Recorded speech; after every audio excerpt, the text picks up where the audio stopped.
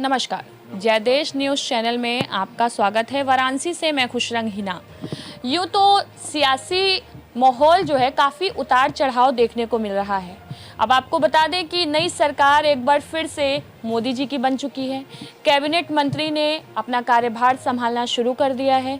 वहीं एक तरफ जो चुनाव के दौरान इंडिया गठबंधन बना था और इंडिया गठबंधन अब विपक्ष में बैठेगा और विपक्ष में जो सत्ता पर बैठे हैं उनसे सवाल पूछेंगे। और अभी हाल में ही हम आज बनारस के एक मशहूर हस्ती और काफ़ी एक्सपीरियंस रहे बाबर नेता जी से बात करने जा रहे हैं, जो कि कांग्रेस को उन्होंने अपने 60 साल दे चुके हैं और 60 साल का उनका एक्सपीरियंस क्या कहता है, क्यों इंडिया गठबंधन की हार हुई, इसकी मेन वजह क्या है।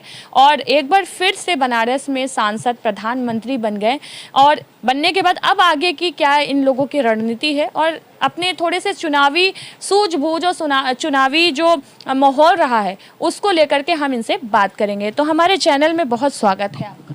जी शुक्रिया। सबसे पहले तो आप खुद भी अपना परिचय दीजिए, क्योंकि मैंने तो आपको दे दिया मेरा पूरा नाम है मुमताज़ अली बाबर और हम बाई बर्थ कांग्रेसी हैं। 67 से एक्टिव कांग्रेसी चले आ रहे हैं।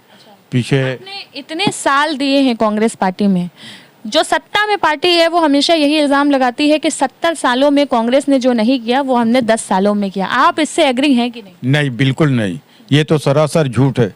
जिस वक्त मुल्क आज़ाद हुआ, आज जो कह रहे हैं कि कांग्रेस ने क्या दिया, उस वक्त वो पैदा भी नहीं हुए थे।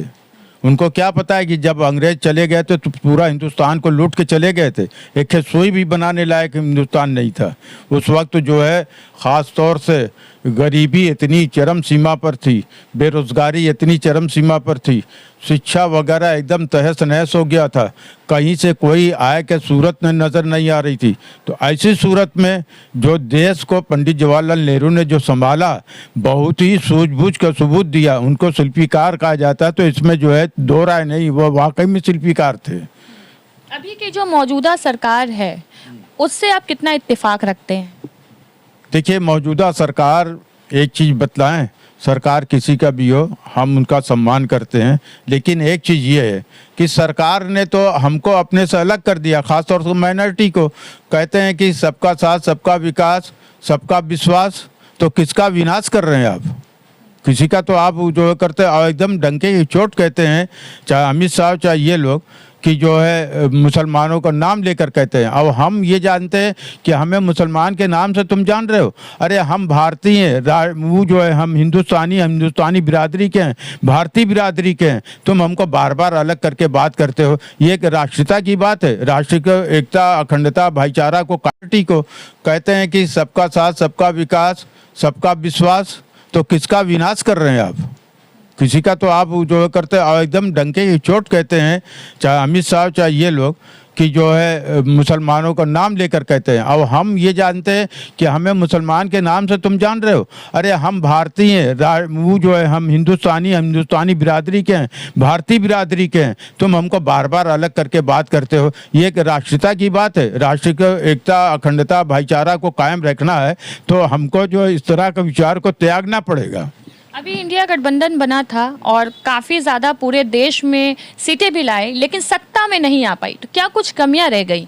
हाँ, इसकी एक वजह है। कमियां ये कि जब सत्ता में पार्टी रहती है तो कार्यकर्ता भी जुटे रहते हैं और संगठन भी मजबूत रहता है। जब नहीं रहती है तो अपने आप वो संगठन कमज़ोर हो जाता, टूटने लगता है। और हमारे संगठन में ख़ासतौर से राहुल गांधी और जो हमारे सहयोगी पार्टी के लोग थे, जो उन लोगों की मेहनत और उन लोगों की कोशिश बहुत काम किया। थोड़ा सा अगर हमारा संगठन बूथ स्तर पर लेके नीचे तक पूरा जो बाकायदे खाली एक अध्यक्ष बन गया, कुछ उससे नहीं होता है। पूरी टीम तैयार होती तो आज हम डंके के चोट सरकार बना लेते। अच्छा, ये भी कहा जा रहा है कि अब जो सत्ता पक्ष जो सत्ता पे काबिज है, उनसे आप लोग क्या उम्मीद करते हैं? उनसे हम लोग एक ही उम्मीद करते हैं कि वो कम से कम निष्पक्ष होकर राष्ट्र का सम्मान करते हुए, राष्ट्रीय एकता का सम्मान करते हुए, संविधान का सम्मान करते हुए एकदम निष्पक्ष ईमानदारी से कदम उठाएं, महंगाई पर कंट्रोल करें।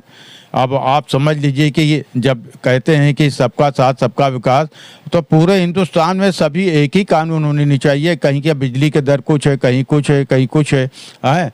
और आप देख लीजिए गैस सिलेंडर का मामला अलग है, इतनी महंगाई है। रोज़मर्रा की जो चीज़ें हैं, तरकारी, सब्जी, दाल, चावल, ये सब कितने महंगे हो गए हैं कि बस पूछिए मत। और गैस सिलेंडर जब इन लोगों की सरकार नहीं थी तो उस वक्त आपसे तिगुना कीमत बढ़ गया। दाल की कीमत कितनी बढ़ गई, तेल की कीमत कितनी बढ़ गई, सिर्फ इस बात के लिए कि जो है आपकी सरकार आते साथ आप कहते हैं कि हम उसको आय, लोगों की आय दोगुनी कर देंगे। किसकी आय दोगुनी कर दी? खास तौर से दस्तकार, मजदूर, किसान, इन लोगों की तो आपने बुरी हालत कर दी। सबसे पहली बात तो यह है कि आज तक किसान के बारे में तो आप झूठ जो भी बोलते हैं। 18 जून को प्रधानमंत्री जी बनारस आने वाले हैं और किसानों से संवाद करेंगे, किसान से बात करेंगे। किसान से बात करेंगे, उनकी मजबूरी, उनसे डरते हैं इसलिए बात करेंगे, भले काम करें ना करें।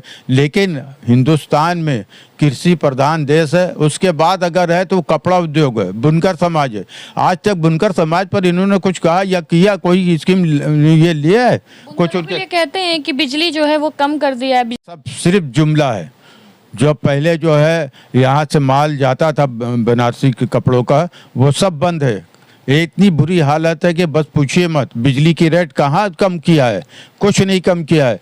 दूसरे और जगहों पर जो है, दिल्ली वगैरह में जो है इतने यूनिट फ्री, इतना यूनिट फ्री, यहाँ कहाँ फ्री है? यहाँ का जो है, और स्मार्ट मीटर के नाम पर खूब लूट है। जो उसमें बता देगा वही सही है, कोई सही कराने जाए तो वही नहीं है। और फिर वहाँ के कुछ बिजली विभाग के जो दलाल लोग हैं वो खुद कस्टमर के लोगों को लूट रहे हैं। अच्छा, इस बार जो चुनाव हुआ उसके नतीजे आने से क्या सबक सीखने को मिल रहा है? क्योंकि 2 दिन तक लगातार काउंटिंग होती रही, 2 दिन तक असमंजस की स्थिति बनी रही, जनता भी काफ़ी कंफ्यूज रही कि सरकार किसकी आखिर बनेगी।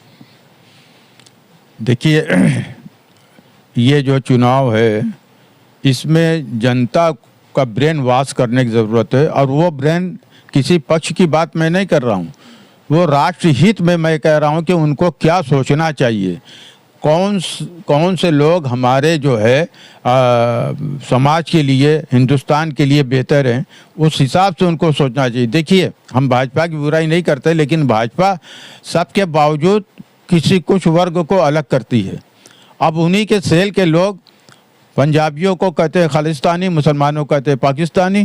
कोई जो है कहता है कि कटुआ कटुआ मुल्ला, इनको इनके काटे जाएंगे, पाकिस्तान भागेंगे।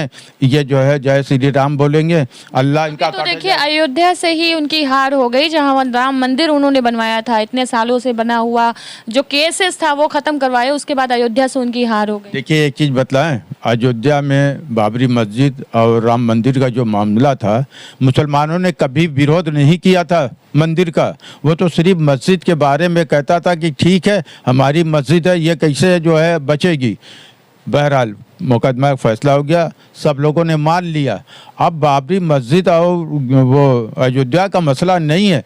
क्या हम लोग जो है अयोध्या राम मंदिर बन के तो क्या हम लोग बुरा मानते हैं? हम लोग बुरा मानते तो कुछ कहते नहीं। हम लोग तो बल्कि तहे दिल से शुक्रिया अदा किया कि ये झगड़ा खत्म हो गया। अब उसके बाद जो ये फैक्टर उसको बार बार भजाना चाह रहे थे, वो जो है, जो समझदार हैं लोग समझ गए कि यही मुंह तोड़ जवाब दे दिया। तो अब रही बात कि कई मरतबा उसी मुद्दे को लेके चुनाव लड़ेंगे। जनता को अब ये मंदिर मस्जिद का मुद्दा नहीं चाहिए, जनता को अब क्या चाहिए? देखिए, जनता जो ख़ास तौर से, कुछ जनता तो एकदम से दिमाग से गुलाम हो चुकी किसी खास की, और कुछ जनता जो है चाहती है कि राष्ट्र का विकास हो, और राष्ट्र के विकास में सबके साथ न्याय हो।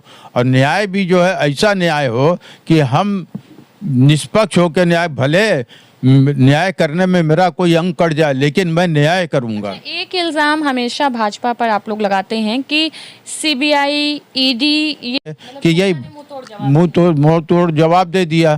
तो अब रही बात कि कई मरतबा उसी मुद्दे को लेके चुनाव लड़ेंगे। जनता को अब ये मंदिर मस्जिद का मुद्दा नहीं चाहिए, जनता को अब क्या चाहिए?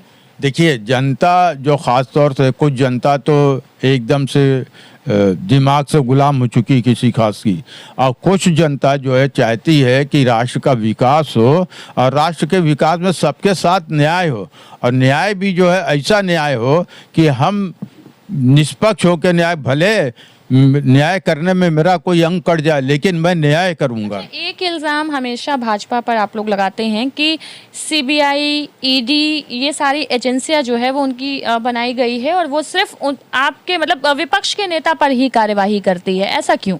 ऐसा है क्योंकि जिन लोगों पर ये कार्रवाई करते हैं और वो कार्रवाई ये साबित कर देता है, जब वो भाजपा में चले जाते तो निर्दोष हो जाते हैं। अभी यूपी के कई सारे सांसद जो जीत हासिल कर चुके हैं, चाहे आजमगढ़ हो, चंदौली हो, या कई सारे ऐसे सांसद हैं, उन पर भी कई सारे एफआईआर, कई सारे केसेस जो है निकल कर के आए हैं। हाँ, एफआईआर, अरे अभी तो दे रहा था कि कई मुकदमे हैं, कई सांसदों पर मुकदमे हैं, अभी मुकदमा विचाराधीन है, चल रहा है। तो सवाल तो ये है कि हमको ऐसे लोगों को मैदान में लाने की क्या ज़रूरत है। लेकिन अब एक चीज़ और भी है, जो अच्छे लोग हैं, शरीफ लोग हैं, वो कैसे मैदान में आके चुनाव लड़ेंगे। आज के दौर में कोई शरीफ आदमी चुनाव नहीं लड़ सकता। आज तो दौर में जो बाहुबली है, जो पैसे से मजबूत है, जो हर समाज को अपने मुट्ठी में रखता है, उसकी जो लोकतांत्रिकता है वो इस चुनाव में निखर के सामने आई कि नहीं? देखिए, इस चुनाव में उसकी जो है किरण नज़र आ रही है। अब उम्मीद की किरण नज़र आ रही है। अगर इसी तरह की जागरूकता बनी रहेगी तो निकट भविष्य में हम बहुत ही अच्छे ढंग से निष्पक्ष होकर भारत के विकास के लिए काम करेंगे। बहुत बहुत धन्यवाद। तो ये थे हमारे साथ बहुत ही सीनियर नेता बाबर जी, और उन्होंने बताया कि अब जनता जागरूक हो चुकी है, अब आगे की उम्मीद की किरण दिखाई दे रही है। इसी तरह से जनता अपने मुद्दे पर वोट डालेगी तो आगे बदलाव दिखाई देगा। वाराणसी से कैमरामैन इरशाद अहमद के साथ मैं खुशरंग हिना, धन्यवाद।